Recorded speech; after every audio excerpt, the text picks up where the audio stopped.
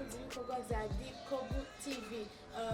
Nkaba Minushe nje muri kino kiganiro c'uno munsi, nizere ko ari irya mbere mushobora kuba mubonye kuri zino mikro, ariko nivyo tugiye kubana mugabo sinzoba ndi jenyine, ndi kubona mugenzi wanje kadamuha akanya abitondo. Muri Imana bane namwe mwebwe muriko muradukwirikirana kuri Dikobu TV, nizere ko mumeze neza, muguwe neza mu mihingo ine y'isi, aho muri nitwa Peniel Ndagijimana canke Peniel Kamikaze. Tubashimire cyane kuba muri benshi muje kudukwirikirana muri ano makuru yacu tugomba tubashikirize muri kano kanya. Ya ego. No mustafite amakuru ashushe, amakuru menshi, amakuru ngira mutari bumva hano urashobora kubakira zimwe muri bashobora kuba bamaze kuyumva ariko tuje kuyanoganza ndetse no kubibutsa. Ndetse siyo yonye dufite namashasha. Nuko uno munsi nkuko twariko turabibabwira rero tuje kubashikiriza amakuru atandukanye, mugabo reka tubabwire ingingo zigize ano makuru.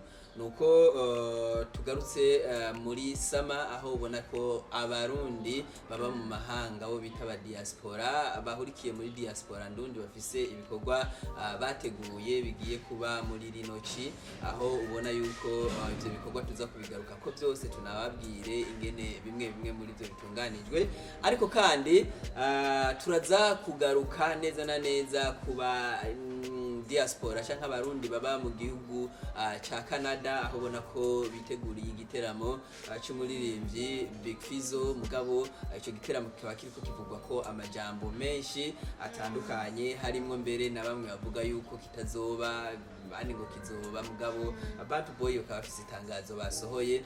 Turaza kugaruka kandi ku kintu kiriko kiravugwa cyane hano mu Burundi, ni kintu gihagaze kwihiganwa rya Miss Burundi 2025, aho hari umwigeme Kenguruka Ketia, ubona yuko yavuye muri ayo mahiganwa nkuko byamaze gutangazwa hariya ku rubuga officiel rwa Miss Burundi. Ayo niyo makuru tuza kubabwira, bandanye muri kumwe natwe kesi. Yes, yanoganze nuko jemba nicambere nambe twatangurira Imbonakazoza. Ibikorwa biriko birategurwa na diaspora. Byinshi cyane, harimo igikorwa citwa Imbonakazoza event. Kaba ari higanwa ryateguwe na diaspora ndundi mu guteza imbere urwaruka mu mpano zabo. Reka tugaruke ko nkuko Kelsey yariko arabivuga, no kuvuga yuko abantu bafise impano zitandukanye, harimo izo gucapa, kuririmba, kuvuga ivyese, comedy, hamwe mbere no gukina amasketch canke amareresi, bahawe opportunity canke bahawe akaryo nabo ko kubigaragaza kugira ngo baronke kugira ngo baronke n'akaryo ko kuronka akanoti. Urazi ko umukuru w'igihugu cyacu cy'u Burundi yavuze ati umunwa uronke icyo ufungura, umufuko uronke akanoti. Ufise rero iyo mpano hariya muri diaspora ndundi, nuko afise amahirwe yuko umufuko wiwe uronka inoti, hanyuma umunwa nawe ukazoronka icyo ufungura. Uti rero bimeze gute?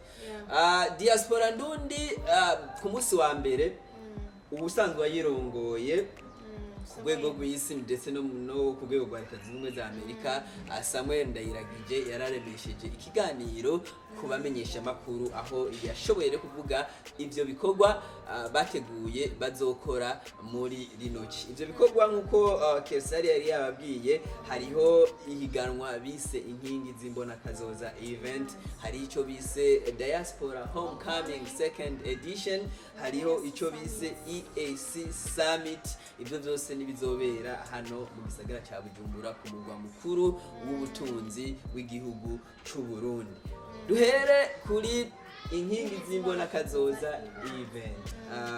Umuntu wese afise impano ashobora kwitabira kugira ngo abe inkingi y'Imbonakazoza. Uburundi bufise ihangiro ry'uko mu mwaka wa 2040 kizoba ari igihugu cifashe, mu mwaka wa 2060 kizoba ari igihugu giteye imbere. Niyo mpamvu diaspora ndundi itacerewe, nabo bafashe ya mbere, baravuga bati none natwe dukore gute canke dushigikire gute uno mugambi. Uno mwaka kirabaye, mu wundi mwaka kizoba, no mu wundi mwaka kizoba. Batubwira ko kino gikorwa uno mwaka cyahereye ku bantu b'impano, mugabo mu yindi myaka bashobora kuraba batireka turaba abagwiza tunga kumbure b'abarundi bafise b'abadiaspora bari muri diaspora n'undi bafise imigambi mu Burundi. Aca tuvuga tuti hari umu diaspora mu ntara ya Bujumbura yagutse mw'ikomine ya Cibitoke urumva afise amavuriro 3, uwundi nawe hariye yarimye umurima w'amavoka uhera nga w'amahegitari 8, uwundi hariye bakavuga bati turavye rero bano bantu ibikorwa vyakozwe uyu ni wasukuje abandi bakamuha agashimwe kubera yabaye inkingi y'Imbonakazoza. Tukiri rero kuri ino Imbonakazoza, inkingi z'Imbonakazoza event yateguwe muri uno mwaka mu bintu bijanye n'impano. Ivyo rero akaba ari byo twumva twobabwira cyane muri kano kanya. Ni ukuvuga ko abantu bose bumva ko byazitabira rino higanwa ntawe ukumiriwe. Ntazovuga ngo mwigeme ntarimwo, umugabo ngo ntarimwo, uri impumyi ngo ugendana ubumuga ngo ntarimwo, ufise impano kandi wemera yuko uyifise, marango imyaka ngo 10 ngo nturimwo. Oya, wewe naho uzobura umutama ugeze mu zabukuru urarekuriwe kwitabira rino higanwa. Nuko rero bose mu guhiganwa bumve neza ibyo bakwiye gutegura. Mu guhiganwa bazohiganwa bisunze Imbonakazoza y'igihugu cifashe muri 2040 ndetse n'igihugu giteye imbere muri 2060. Icivugo ngiki mucumve neza: twubaka Burundi bw'ejo mu guhindura ingendo n'inyifato twishimikije ubumwe n'ubumenyi n'impano. arashobora kudatahura. Ni ukuvuga abo bavuga ati muzohiganwa mwisunze ibi, wowe ibyo uzoririmba byose uzokwandika indirimbo yawe wisunze iki civugo n'inkingi y'Imbonakazoza 2040-2060. Urazi ikintu nyibukije, hariho amahiganwa yandi akunda kuba y'ibindi y'abandi baba bateguye kuririmba, ugasanga umuntu bavuze yuko ari higanwa ryo kuririmba ashitse hari yuko azamumva ngo mwonkundira nk'akina comedy. Bakubwiye ko kuririmba mugo babwiye ngo nkundira nk'akina comedy. Uno munsi bakubwiye yuko uzohiganwa ufatiye ku Imbonakazoza, igihugu cifashe 2040, igihugu giteye imbere 2060. Nuzoshikeyo rero ushika hariya ucubabwira wemwe ngo nobabwira ngo amakuru y'inkino, nimba bari biyo bavuga bati twiko turondera umumenyesha amakuru, wari kuza ukavuga ati jewe ngomba mbrezante amakuru. Ngabo ushitse hariya nimba uzogomba gutwenza ubicishije mu makuru, ayo makuru yawe azobafatiye ku Imbonakazoza. Nuko rero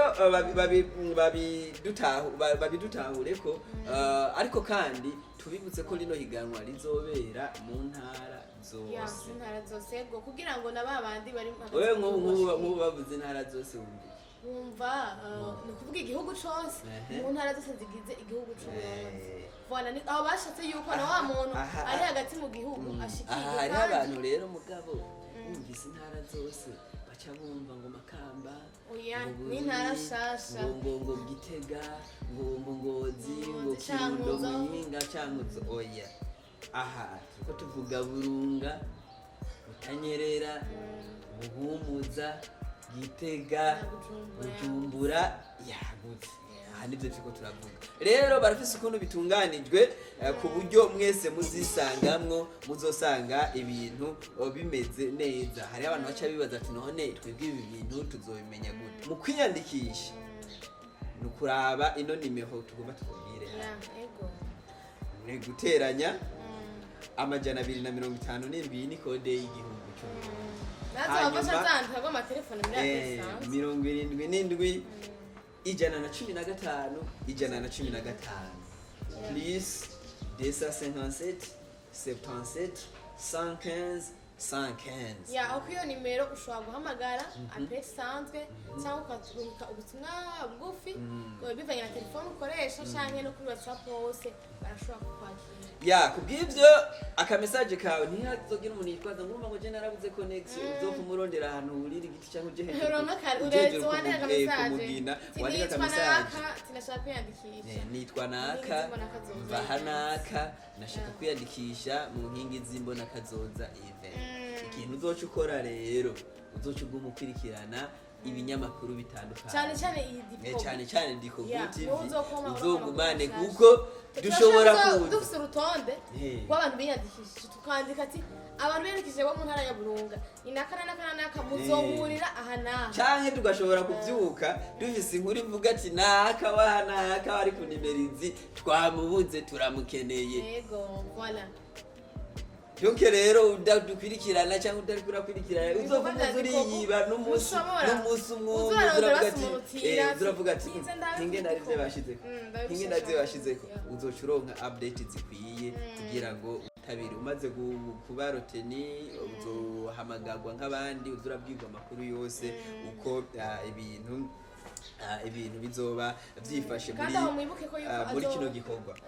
ikindi nashobora kwibuka nuko ahazoba ari mahiganwa yo mu ntara hagati niho tugomba tuje ni ukuvuga ko abantu bazoba bazoba biyandikishije muzobwirwa muti rero igenekerezo iri tuzoba turi mu ntara ya Burunga usabwe kuhashika isahizi abo mu ntara ya Burunga tuzohurira ahanaka nuko ibintu kandi ni saha nukubahiriza isaha birakenewe ivyo birazwi ushitse inyuma y'isaha ivyo birazwi iyo umaze gutakaza umwanya ntaco uri kurakora nugizo rero mugabo ico bomenya nuko grand finale izoba igenekerezo rya 27 hano mu gisagara ca Bujumbura no kuvuga yuko izoba iriko irasozera indwi yahariwe Abadiaspora. Igihugu cy'u Burundi cyarashizeho indwi yahariwe Abadiaspora no kuvuga rero ivyo bikorwa byose bizokorwa hama bize gusozerwa mu ndwi yahariwe Abadiaspora. No kuvuga ivyo rero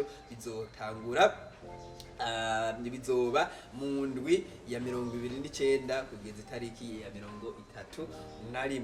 Kubw'ivyo rero ikintu twobamenyesha aya mahiganwa hazoba ruhariya twababwiye yuko umufuko wose utegezwa kuronka kanoti hama umunwa ukabona kuronka icyo ufungura.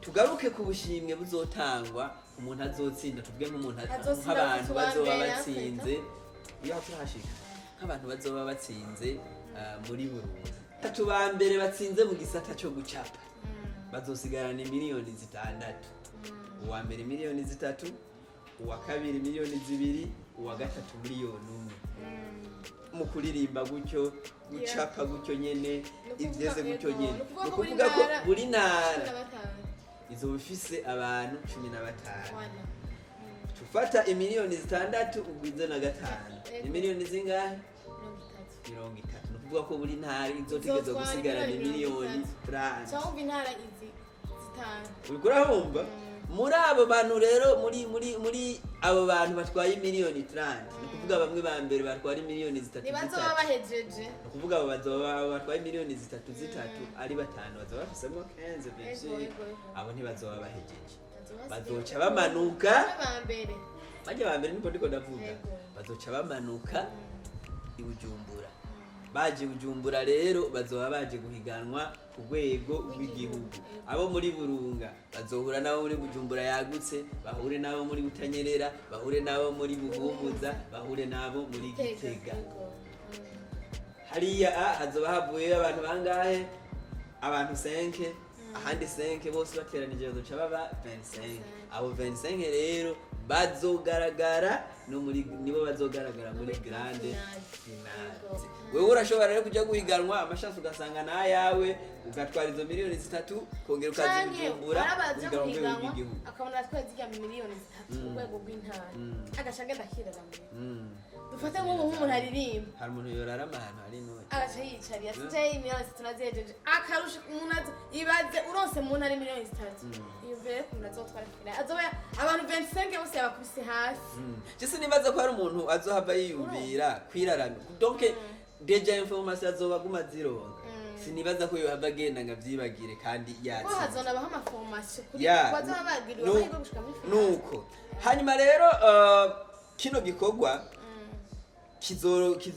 kizoba ari cyonyene Abadiaspora bateguye barafise diaspora homecoming iyi ne disigira kabiri ya mbere yarabaye mu mwaka wa 2020 2022 kandi yabereye ahantu habiri, yabereye muri Leta Zunze Ubumwe za Amerika yongereza kubera ino mu Burundi. Leta Zunze Ubumwe za Amerika bateguye Miss Diaspora 2022 mu nyuma barazi no bagira Diaspora Homecoming, igiteramo cyarimwe mbere n'abaririmbyi benshi. Kuvuga rero edisigira kabiri iragarutse, ico naco n'ikindi gikorwa bategekanye kuko abadiaspora benshi bazoba bari ngaha kugira ngo bashobore kubonana n'imiryango yabo, bashobore nabo kuronka n'akajya karyo ko kubonana ubwabo, kazoba ari muri sama. Ico naco n'ikindi gikorwa gitegekanijwe. Kubw'ivyo rero hariya ikintu bakeneye kumenya nuko inyuma hari ikindi gikorwa cyitwa EAC Diaspora Summit.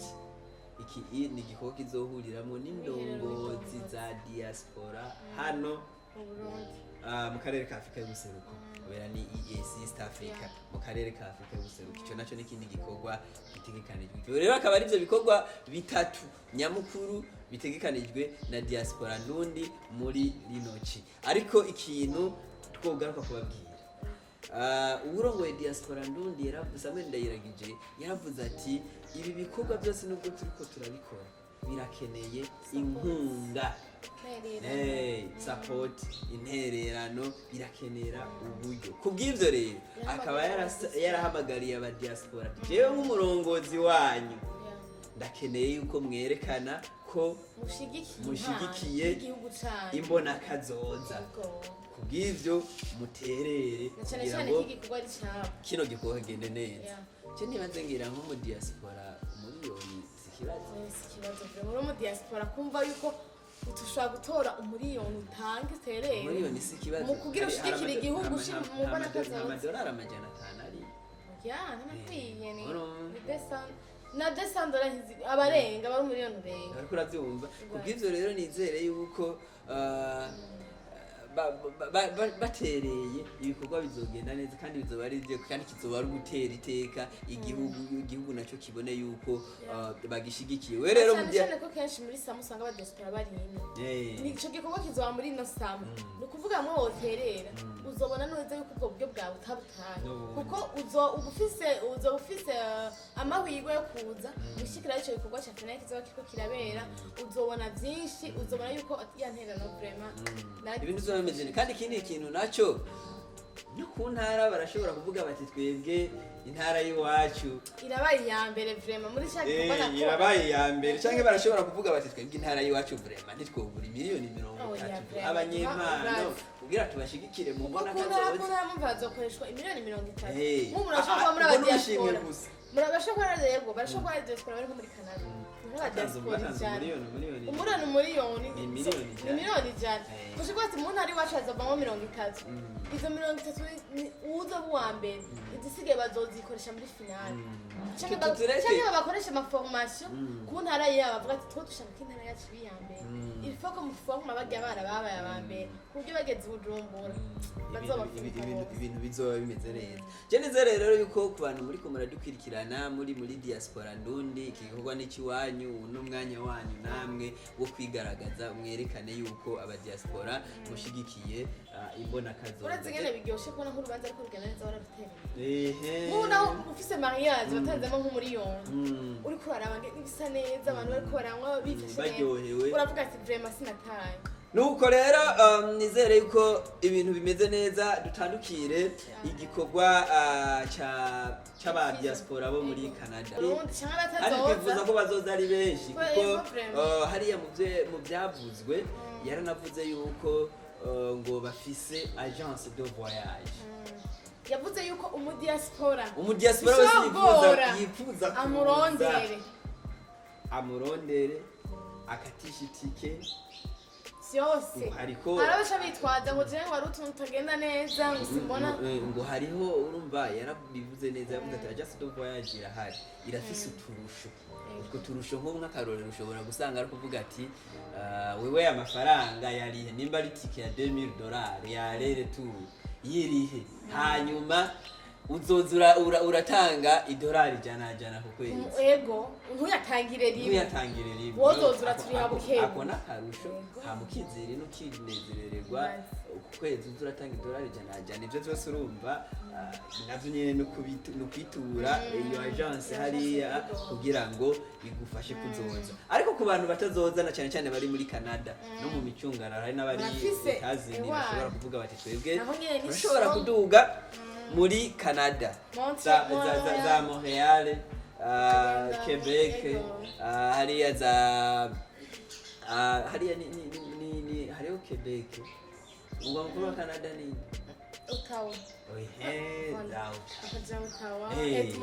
Edmonton hariya hariho rero ikintu kigize imisi kivugwa na cyane gifatiye kuri ino tour ya Big Fizzo hariya nyene hariya muri Canada, aho ubona ko Big Fizzo yateguye tour ari kumwe na management yiwe. Tuvuge ko management yiwe niyo yateguye tour kubera ni ikoresha umuririmbyi Big Fizzo, baranashira ko n'ingene abantu bashobora kubukinga ni Bantu Boy n'umuririmbyi wabo Big Fizzo bateguye bavuga ati kwezi kw'indwi n'ukwezi k'umunani n'ukwezi k'icenda twebwe umuririmbyi wacu Big Fizzo afise tour muri Canada, ukeneye uratubukinga.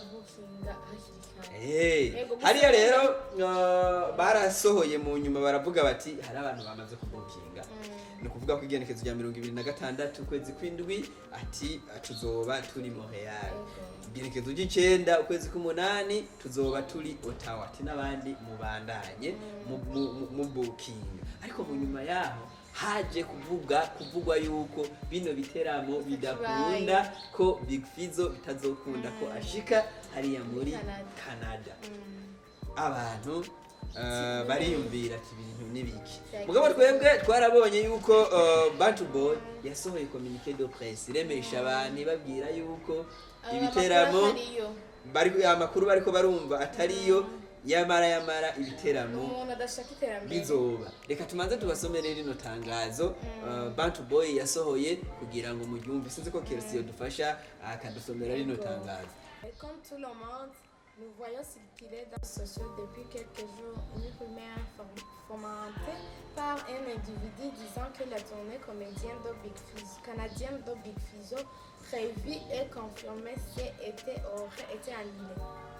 Nous informons l'opinion publique, les médias et surtout les fans de Big Fizzo au Canada que la tournée est bel et bien confirmée et commence le 26 juillet à Montréal et fera le tour du Canada dans plusieurs villes dont Ottawa, Edmonton et autres. Nous n'avons réussi aucun centime dans cet individu et nous ne devons rien du tout. Cet individu qui n'en est pas à ses premiers scandales avec les artistes et même avec des paisibles citoyens qui l'ont traduit en justice plusieurs fois et dans plusieurs pays pour escroquerie et autres crimes organisés. Essaye de salir l'image de Big Fizzo comme il l'a déjà fait avec tous les autres artistes avec lesquels il a essayé de collaborer. Nous n'allons pas laisser ceci passer. Une plainte est déjà constituée par nos avocats pour faire arrêter cet individu qui n'a que 30 nuits au secteur culturel et à l'industrie de la musique dans notre communauté. Bamaze kuvyumva na cyane hariya muri Canada bavuga igifaransa n'icyongereza. Ni igifaransa gitahuritse kuko twari twamaze kwibabwira. Gusa ikintu kiri muri rino tangazo baratubwira yuko ibiriko birakwiragizwa ku mbuga ngurukanabumenyi ari urusaku n'ibihuha, kuko ibi bintu atabikoze kuri Big Fizzo gusa amaze no kubikora ku bandi baririmbyi benshi batandukanye babo ngaha nabo hanze y'igihugu. Genre nyene bavuga yuko n'uwo muntu bagiye kumwitwarira kugira ngo ubutungane bukore and then ahagarike ivyo bihuha biriko biravuga.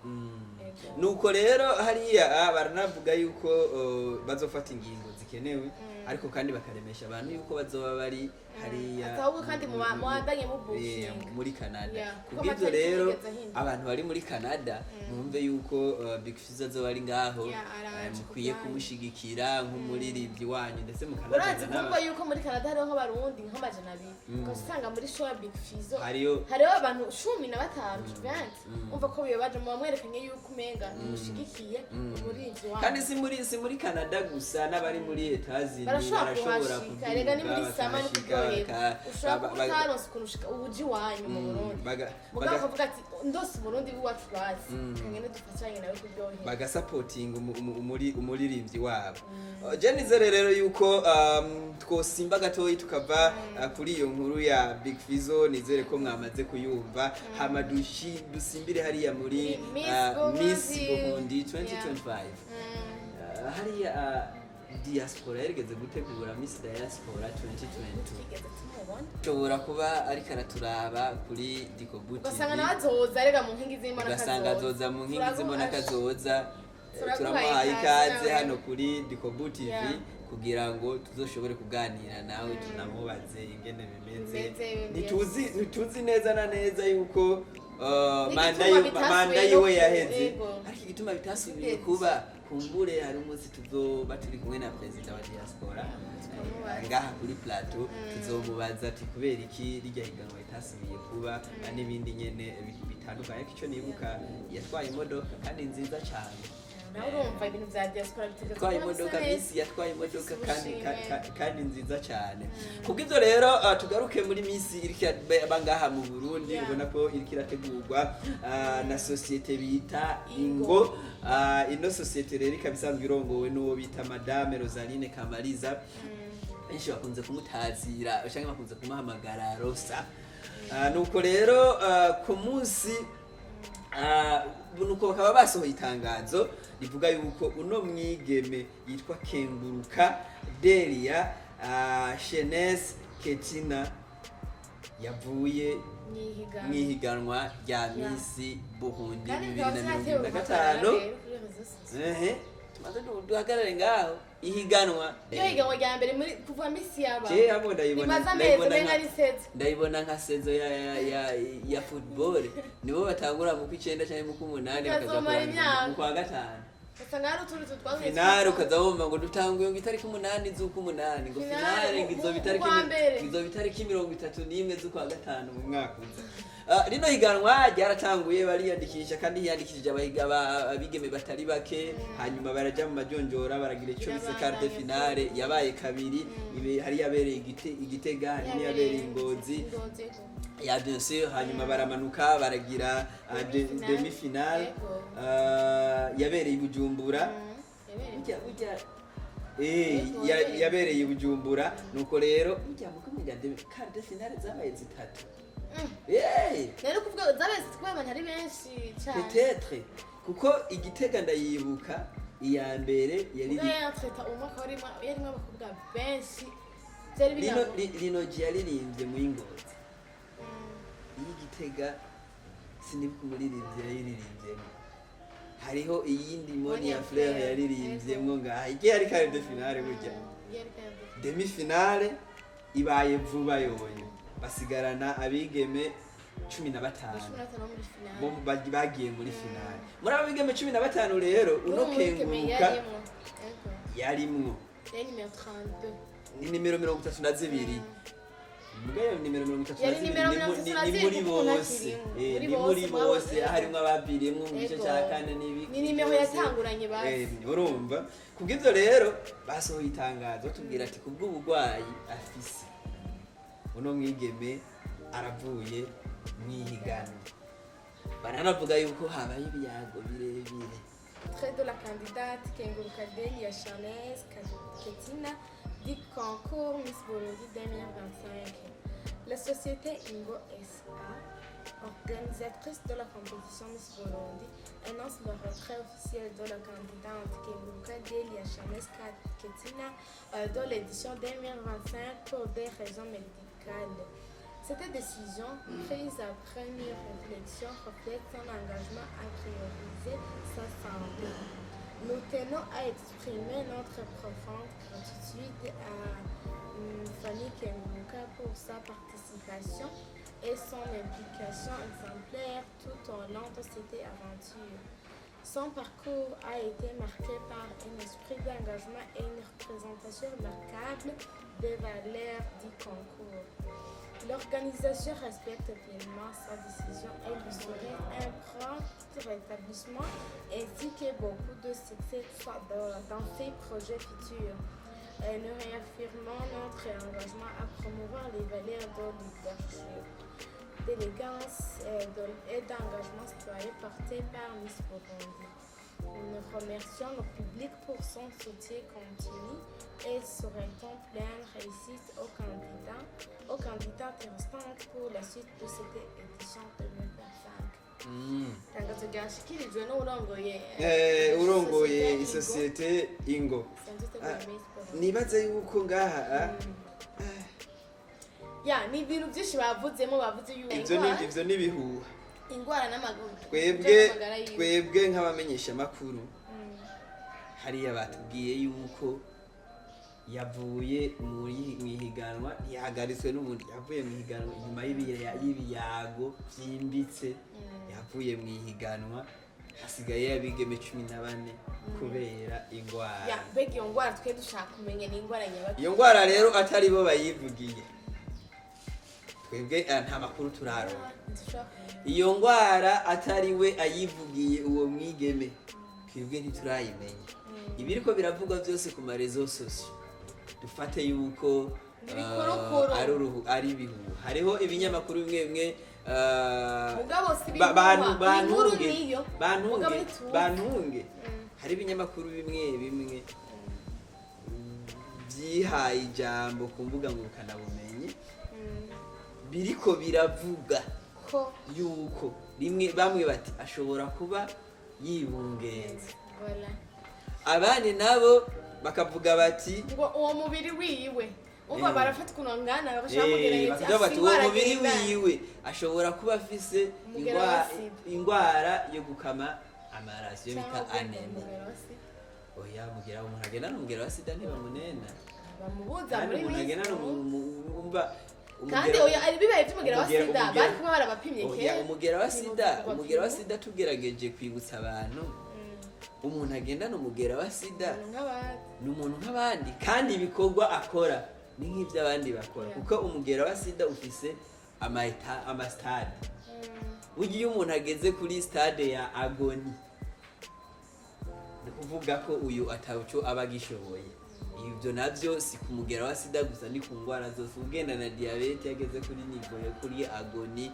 ugenda na hepatite ugenda na kansere yageze kuri nivo yo ku agoni ni kuvuga wa muntu yamaze kwegera igitanda umva ntacyo yokora mugabo kugenda n'umugera wa sida hanyuma ugishoboye gukora ibikorwa bize bitarashika kuri stade yo kurwara n'ibintu bisanzwe ivyo je nk'ubu ku ruhande rw'iwanje ngerageje kugira analize nk'ivyo mbona yuko umenga nta mwanya nobiha binini mugabo nk'ingwara dufate nk'ingwara y'amasinezite yo guhema hari igihe ushobora gusanga ahantu bicara hari amaklimatize n'ibiki ugasanga biramugora guhema sometimes urashobora gusanga none ko oya mugabo maganda kubaza none bazoba oblige yo gukorera ko bagire myerega ntibabigize ko yari endeme no muri enkari hose ibyo byara hari igihe rero ushobora gusanga amagara yiwe kuva bagitangura byaribonekeza mugabo hakagera kino gihe kandi urabizi biraruhisha kandi baguma bafata ingendo baje hagati mu gihugu babizitibi boot camp biga gutambuka n'ibiki bijya bita ngo ni elegance n'ibiki ibyo byose biraruhisha hari igihe ushobora gusanga yari afise ingwara runaka idashobora gusporta ubwo buruhe bigatuma rero avuga ati jewe n'ukuri ni mundeke nje kubandaniza muhira manze nduhuke sinzi wewe ko batamu hari nk'igihe ushobora gukora indwi yose ukumva vraiment ko warusha abantu kabasaba ukavuga ati jewe n'ukuri ndasanga mfise n'ingorane iyi nimundeke nje kubandanyiriza muhira sinzi nimba mwariganye n'abana hariho abana mwiganye mu ishure wazobona nk'umuntu awiyadukije ariko arava umuntu ajya amaraso ava mu zuba bakavuga bati uwo mwana nimumureke aje muhira akamara nka 3 jours ari muhira kubera avuma nk'icyo gihe rero nimba misi yo bafise nk'iyo ngorane yo kuva umuntu bakabona nko ubwa mbere bagitangura byaba